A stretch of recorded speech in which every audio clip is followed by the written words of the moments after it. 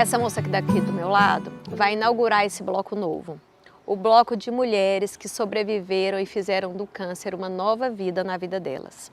Ela é de uma família de mulheres fortes, muitas mulheres, e com essa característica importante. O câncer foi uma presença na vida de várias delas.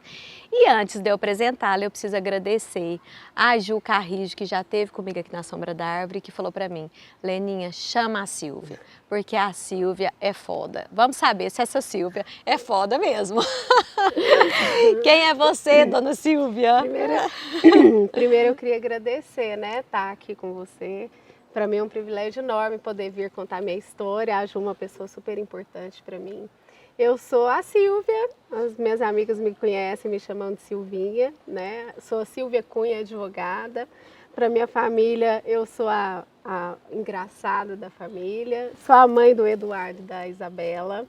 E não é a condição genética que me define hoje. Eu acho que o que me define hoje é que eu sou protagonista da minha própria vida. E essa é a parte mais importante da questão da gente ter enfrentado um câncer e ter ressignificado a nossa vida a partir de uma fase ruim, né? Que não é a melhor fase, mas passa. Então conta pra mim agora, lá daquela... Quem que é a Silvia lá dessa família de mulheres? Tem muita mulher na sua família? Tem, nós somos uma família grande. Um monte de mulher bonita, viu? É, nós somos uma família grande, somos muito unidas, graças a Deus, assim. Nós temos primas que a gente se considera irmãs mesmo. Nós somos 16 primas primeiras e 4 homens só. E a gente sempre, nós temos uma rede de apoio enorme, assim. Quando eu adoeci, eu podia contar com qualquer prima minha para qualquer situação, buscar meus filhos na escola, ficar comigo no hospital, nós somos muito unidos. E tem, né, essa presença na família, essa questão genética. Eu tive primas com câncer, a minha mãe adoeceu 1 ano antes de mim, mas hoje já passou, todo mundo está bem, está todo mundo vivo, né? E eu acho que a vida acontece apesar da doença. Eu falo muito assim, existe muita vida na minha vida e existem muitas vidas na minha vida. Existem as vidas dos meus filhos, dos meus pais, dos meus familiares. Então isso é o que move a gente, é o que impulsiona a gente, apesar da situação difícil que você está passando, né? A vida continua, ela segue. Quando eu estava doente... Me conta antes, assim, como é que estava o panorama da sua vida quando você recebeu esse diagnóstico, assim? Primeiro me conta, né? Você era enfermeira. Quer dizer, você é enfermeira, né? Hoje por aposentada. formação. Eu sou enfermeira aposentada, né? Eu sou aposentada do Estado. Eles me aposentaram por causa do câncer. Mas eu era enfermeira. Você atuava, assim, no hospital? No Hugo, 17 Sério? anos. Nossa, eu não sabia disso, Silvia. Então você Até viveu muita coisa lá dentro. Sim, na emergência. Amava 17 anos. Sim. E aí eu estava casada, eu tinha um casamento muito ruim. E minha mãe teve um câncer 1 ano antes de mim. E eu me separei. Quando fez 1 ano que eu saí de casa com os meus filhos, eu descobri a notícia do câncer. E eu nunca chorei, eu nunca me abalei. Eu pensava assim, se a vida está me colocando diante disso daqui, é o que temos para hoje, vamos embora. Silvia, sua mãe já estava boa nessa época? Tava, ela era muito recente. Para mim, para os meninos, era muito recente, assim, eles viram ela careca, né? Quando eu contei para os meus filhos que eu estava doente, eles perguntaram: a senhora está com câncer? Porque eles lembravam da minha mãe doente, né? Eu tô com câncer. Você vai ficar careca igual a vovó? Vou. Você vai usar peruca? Eu falei: posso pensar. Pode ser igual a do Frozen, minha filha. Falei: pode. Aí eu provei uma peruca loira e tirei uma foto pra ela, né? Mas nunca usei uma peruca, sério, porque você fica igual o Zacarias, você mexe aquele negócio assim. Então eu não era adepta da peruca, não. Eu mesma rapei minha cabeça, enfim. Você já está tão preocupada com outras coisas que você nem liga mais pro cabelo. Mudam as prioridades. Mudam as prioridades. Mas eu estava passando... Mas tem gente que preocupa. Sim. Eu acho que eu ia preocupar. Eu sou tão apegada com o cabelo. O meu cabelo era enorme, né? Quando eu fiquei doente. O médico falou pra mim que era pra eu ir cortando, porque ele vai caindo aos tufos, fica ruim. Mas eu não respondi à quimioterapia. Então eu demorei muito pra perder o cabelo. Aí eu mesma enchi o saco e estava indo para casa de uma amiga, encontrar a Ju, inclusive. Peguei uma gilete, sem corte e rapei mesmo a Mentira, cabeça, pus seu. uma touquinha e só avisei para minha mãe, rapei a cabeça. Então, foi tranquilo, eu lidei bem com isso, assim, eu não me importava de estar passando por aquilo. As pessoas se incomodam mais, porque elas olham para você careca, elas têm aquele olhar de piedade, de quem, nossa, ela vai morrer, ela tá com câncer, né? Mas a gente mesmo, para mim foi tranquilo. Mas enfim, eu estava passando por uma fase de um divórcio, Que não é fácil. que não é fácil, com 2 filhos pequenos, meus filhos tinham 4 e 5 anos, um ano após eu sair de casa, eu recebi a notícia do câncer. Falei, bom, já que a vida está falando isso, vamos enfrentar. O que tem para fazer? É químio? É químio. Uma semana depois eu estava fazendo químio. Ah, então você não operou primeiro, não. Não, eu fiz químio, fiz várias sessões, meu tumor crescia, ele não respondia ao tratamento. E aí eu tive que ir para São Paulo. Meu médico é um anjo, Dr. Rufo, eu amo ele demais. E lá eles falaram, ó, você é uma paciente jovem, tem um tumor muito grave, cresce muito rápido, nós temos que fazer o que tem de mais pesado. E aí eu voltei e fiz as químios mais fortes da minha vida, assim, fiz 6 químios, até quando foi possível. Até o médico falar, ó, não tem como fazer mais químio do que já fez. Aí eu operei, depois eu fiz 30 sessões de rádio. Mas, nesse período, eu estava fazendo faculdade. Então, o que me movia era a faculdade, era não estar doente. Porque eu pensava assim, a minha vida vai passar de qualquer jeito. Eu estando doente ou não, ela vai passar, os anos vão passar. E o que eu vou ter feito disso daqui? Eu não posso parar a minha vida com 2 filhos pequenos e falar, peraí, eu tô doente. Por que eu? O que está acontecendo? Então eu pensei assim, gente, eu tenho que viver apesar do câncer. E foi isso que eu fiz. Então eu estava divorciada e eu estava fazendo faculdade. Aí eu continuei a faculdade, eu fiz todo o meu tratamento fazendo faculdade. Eu ia para a faculdade de catéter, careca, de soro. Se eu não Passando tivesse mal. internada, eu estava na faculdade. Eu tinha o objetivo de me formar com a minha turma. Eu pensava assim, eu preciso formar com a minha turma, porque é um segundo curso. Você já está ali, né, envolvida naquilo. Eu pensava, se eu parar, eu não vou voltar. E a faculdade me mantinha minha saúde mental, porque eu não ficava pensando Você tinha na um porquê doença. Eu tinha uma razão. de levantar, né? E mesmo quando era difícil levantar, é a parte que eu acho que é mais... Eu ia te perguntar, né? O que é mais difícil? Você aprende a viver um dia de cada vez. Quando eu estava fazendo químio, no 3º dia, no 5º dia, você sente uma fraqueza enorme. Você acha que seu corpo não vai suportar. Eu pensava assim, as minhas pernas não vão suportar o meu peso. E na casa da minha mãe, eu mudei para a casa da minha mãe quando eu estive doente. E tinha uma cama, tinha uma janela que dava para a área da piscina com um buganvília cor-de-rosa. Aí todo dia que eu abria o olho, que eu olhava a janela, eu falava, eu amanheci, eu tô aqui. Eu passei mais um dia. Aí eu pensava, agora eu preciso chegar até de noite. E eu ia para a faculdade, eu trabalhava. Aí no outro dia, a hora que chegava à tarde, que eu olhava a janela, eu olhava o buganvília de novo, e eu via que o dia estava ficando de noite, eu falava, passou mais um dia, eu preciso de mais uma noite. Então, apesar de tudo, você aprende a viver um dia de cada vez. Por mais que você se ocupe, e aquilo tem uma importância para você, pensar assim, é mais um dia que eu estou aqui. É mais um dia que eu estou presente na minha vida, que eu estou viva, apesar da doença eu estou viva. Então era muito importante para mim amanhecer e anoitecer, porque significava que o tempo estava passando e eu estava lá ainda. Isso é muito importante. E eu tinha muito medo, as pessoas me perguntam assim, você tinha medo de morrer? Eu não tinha medo de morrer, mas eu tinha muito medo da falta que eu faria na vida das pessoas que eu amo. Então eu tinha muito medo da falta que eu faria na vida dos meus filhos. Eu pensava na minha filha fazendo 15 anos, nela se casando, nela tendo filhos e eu não estando lá. Eu pensava no meu filho se formando e eu não estando lá. Eu pensava nos meus pais, que são as pessoas mais importantes da minha vida e as pessoas que mais me ampararam o tempo inteiro. E eu pensava no sofrimento deles. Então eu pensava assim, como que vai ser a vida deles se eu não estiver aqui? Eu não posso me permitir não estar aqui. E quando eu estava muito ruim, eu pensava assim, eu vou deitar. Aí, quando eu falava, não vou suportar, aí eu ficava em pé, encostava no guarda-roupa e olhava para o buganvília. Aí eu pensava assim, aí minha mãe falava, deita minha filha, você está verde, você está passando mal. Eu falava, essa doença não vai me derrubar, ela não vai me pegar deitada.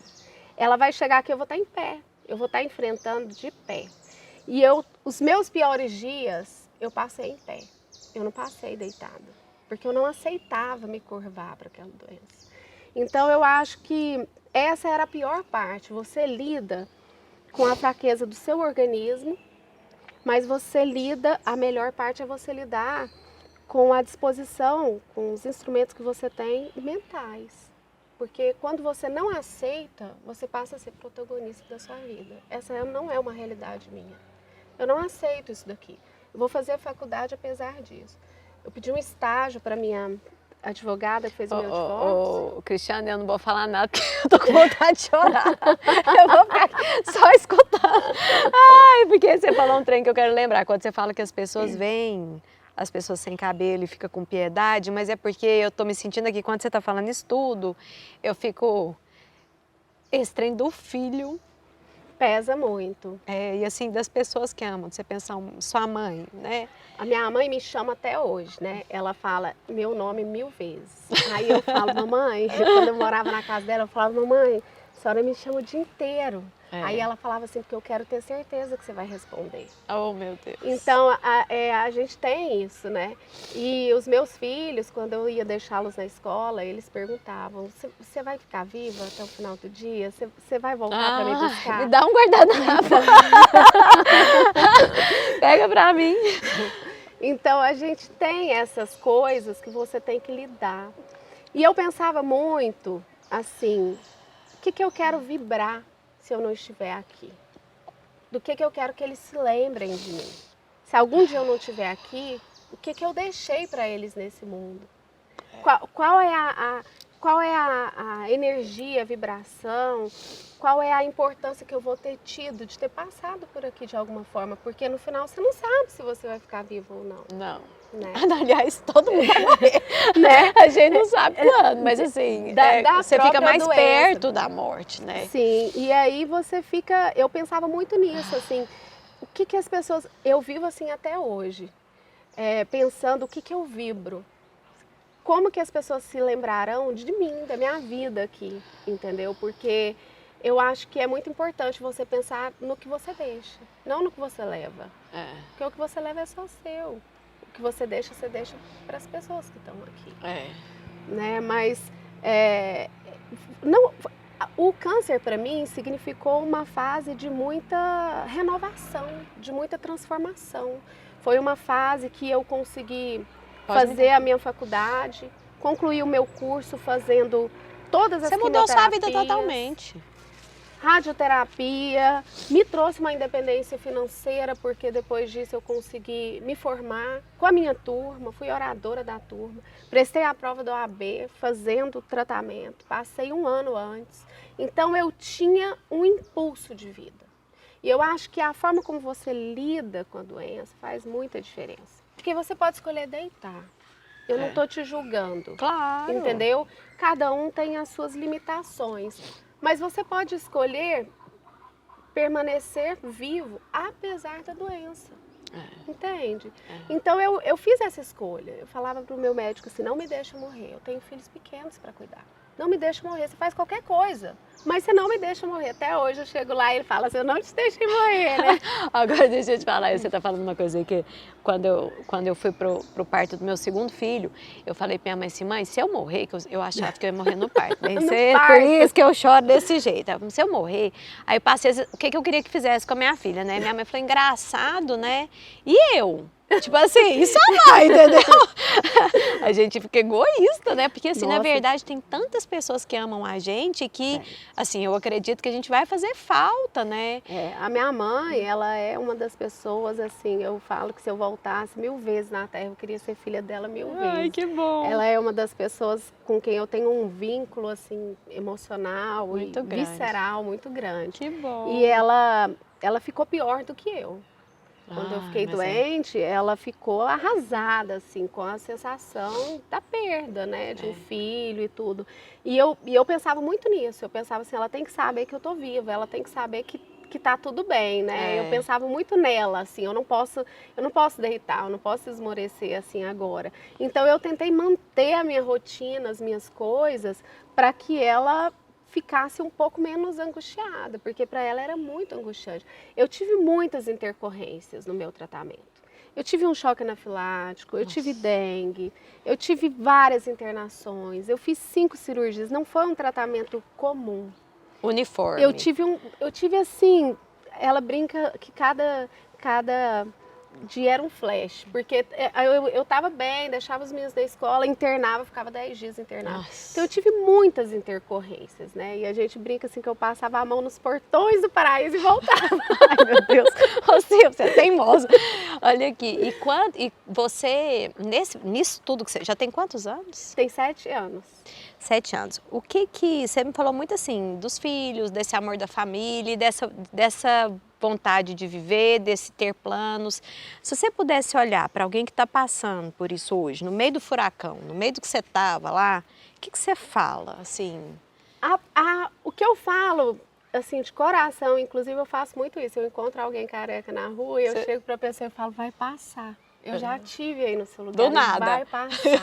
Mas eu tenho muita vontade, porque eu não gostava desse olhar de piedade que as pessoas têm para quem está careca, para quem as pessoas olham pensando, nossa, tá no fim da vida, tá morrendo. Então, todas as vezes que eu encontro alguém assim, eu chego na pessoa e falo, olha, eu já estive aí, isso vai passar.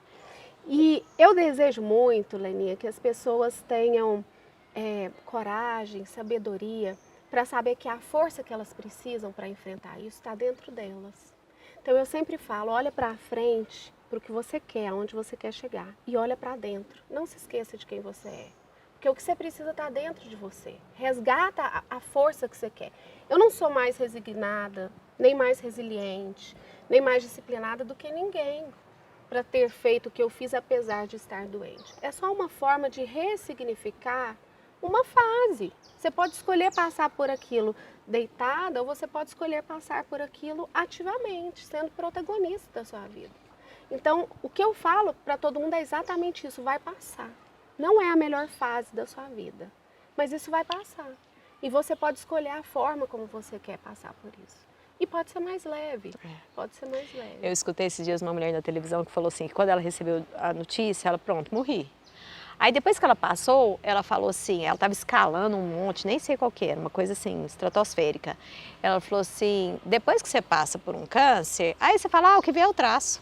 Desse jeito. Eu brinco com todo mundo. O povo fala assim, você tá gripado, tá com pneumonia. Eu falo, gente, não morri nem de câncer. Vou morrer de gripe? Não vou morrer não. Os meus filhos me chamam de Highlander. Não vou morrer, não, é ótimo. Meus meninos me chamam de Highlander, que eles falam que eu só morro se cortar a cabeça. Eu falo, minha filha brinca comigo, morre não, Highlander. Eu falo, não, gente, isso aqui é fichinha, você não tá nem aí. Depois, assim, que você passa por isso, você pensa assim, só se cair um avião aqui na minha cabeça, porque de outra forma, de doença, eu não morro mais, já tô livre. E o que ficou? O que você trouxe? O que você deixou lá atrás? E o que você trouxe para sua vida hoje? Quem que é a Silvia hoje? Eu me vejo muito renovada, eu tenho muito orgulho da minha trajetória.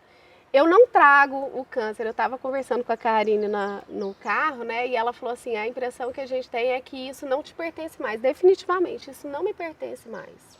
Isso não é uma coisa que eu falo, que eu trago, que eu converso, nada. E eu acho que essa questão do ressignificado da sua vida, apesar de qualquer coisa ruim que você esteja passando, um divórcio, uma doença, um luto, a forma como você encara isso faz muita diferença, porque faz o que você é hoje, né? Hoje eu olho para mim mesma, eu vejo que as pessoas me veem como uma pessoa muito alegre, muito determinada, muito ativa, e era exatamente isso que eu gostaria de deixar. Era isso que eu queria vibrar, entendeu? Então, assim, vida. Eu queria vibrar vida. Eu quero que as pessoas olhem para mim e pensem assim, ela está viva, ela é vida, ela é um impulso de vida. E isso pode acontecer com qualquer pessoa. Qualquer um. Com qualquer pessoa. Que bom. Ai, tô tão feliz. Você viu, você me fez chorar. Eu queria te falar que o dia que a gente conversou por telefone, e foi muito rápido, né? Foi. Acho que a Ju falou e no outro dia a Silvia já topou e já faz. Coisas da árvore, assim, que tem que ser assim, elas fluem. E aí eu conversei com você e me chamou muita atenção, a impressão que eu fiquei é que o câncer foi detalhe. Só que a hora que você me conta o tanto de coisa que você passou, nossa, você realmente fez disso um detalhe. Um detalhe. E eu vejo assim, eu gosto, já falei isso aqui e eu repito assim, eu gosto, gente que tem essa certeza me traz Deus, porque pra mim é fé, sabe? Que tem uma coisa depois aqui. Então, é isso, eu queria, você me trouxe Deus nessa conversa e aqui na árvore. Mais uma vez, assim, mais uma pessoa que eu gosto, que me traz essa sensação. Muito bonito isso, Silvia. Obrigada pela oportunidade. Calma, me dá. Ô, produção, cadê meu? Você quer falar mais alguma coisa? Do que você quer que eu fale mais alguma coisa? Ai, deixa eu só te entregar um agradecimento da árvore, pra você levar para sua casa essa energia e que você coloque lá do seu ladinho, pra você nunca esquecer que você deixou essa história aqui. Ah, pode deixar. E essa luz, obrigada. viu? Obrigada por ter estado aqui, pela sua história. E eu tenho certeza que muita gente igual a mim vai se emocionar e ó, que eu nem tô no processo. Então, eu acho que quem está com certeza vai ter mais vontade de viver e mais força para continuar. Eu não tenho dúvida disso, Silvia. É isso, eu acho que em tempos tão difíceis como os que nós estamos passando, né? Hoje o que mata não é um câncer, né? Hoje nós temos pessoas morrendo de Covid e etc. Várias pessoas enfrentando lutos aí, perdendo familiares e tudo.